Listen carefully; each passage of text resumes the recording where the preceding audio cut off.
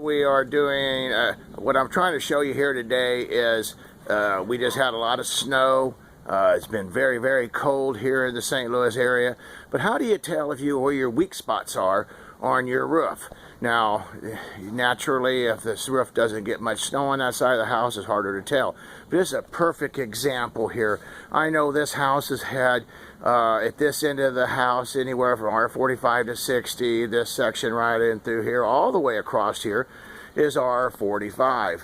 Let me zoom in here, but see right around my skylight here, it must be a cold spot in here, and that window well to there right around the skylight is not insulated enough. But look, see how the snow is melted right there on top and right around there? We'll get up a little bit better here.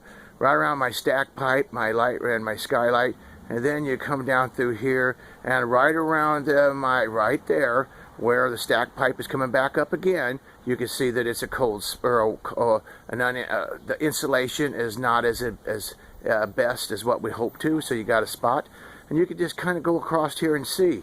Now, naturally, on your ridge tops is where the heat rises in the attic, and it's going to melt there first anyway. But see, this is great insulation. But I'm going to recommend to these folks right here that this is the focus area of adding more insulation and tightening up.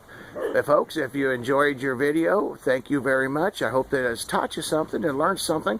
And if you ever are looking for the highest reviewed, top quality construction, I'm sorry, I'm going as fast as I can to get it done, construction quality verification company in the St. Louis area, please give us a call. Thank you very much. That's Galloway Building Services.